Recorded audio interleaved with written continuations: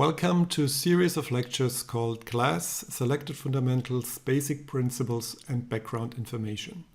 My name is Christian Roos. I'm professor at RWTH Aachen University and head of the chair of Glass and Glass Ceramic.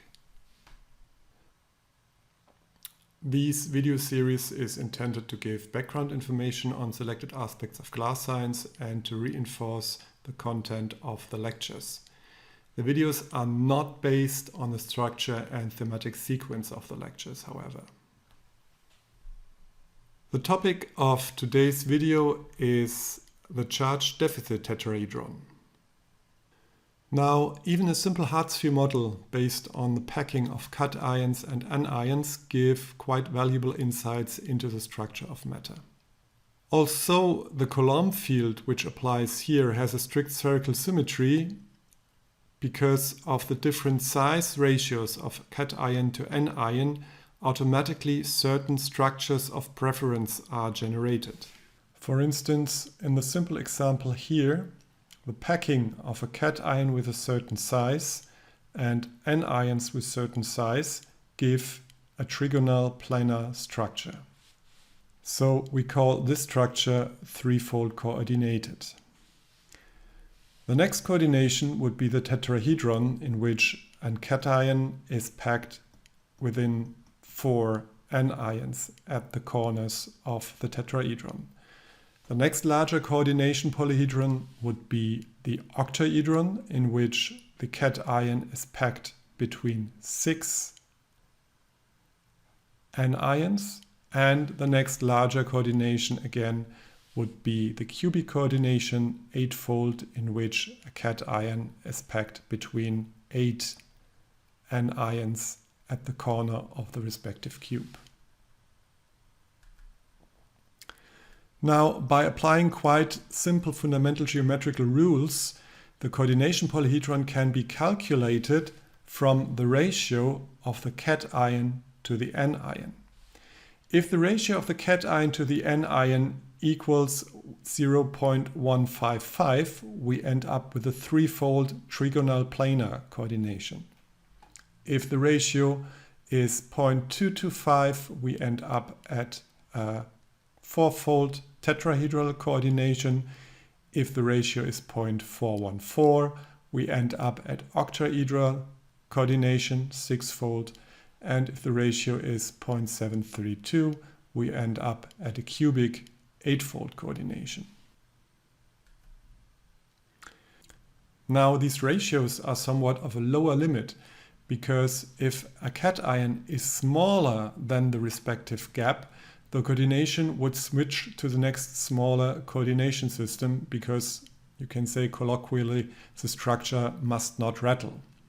So giving the most common silicon to oxygen coordination in glasses, we end up with a ratio of 0.331, which gives us the tetrahedra coordination.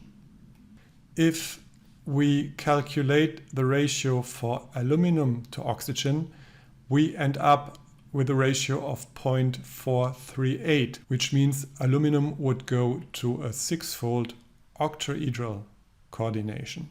However, aluminum is a so-called structure-active element, which means it can be incorporated in the glass in a 6-fold coordination or in a 4-fold coordination.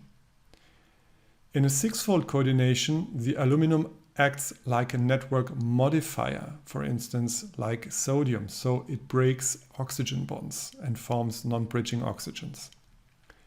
In a 4-fold coordination, aluminum acts like a network former, for instance like silicon, and causes the polymerization of the network.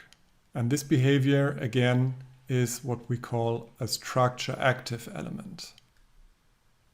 Now let's assume a 4-fold tetrahedral coordination for the aluminum. This means the aluminum is located in the center of the tetrahedra, and the 4 oxygen ions are located at the respective corners.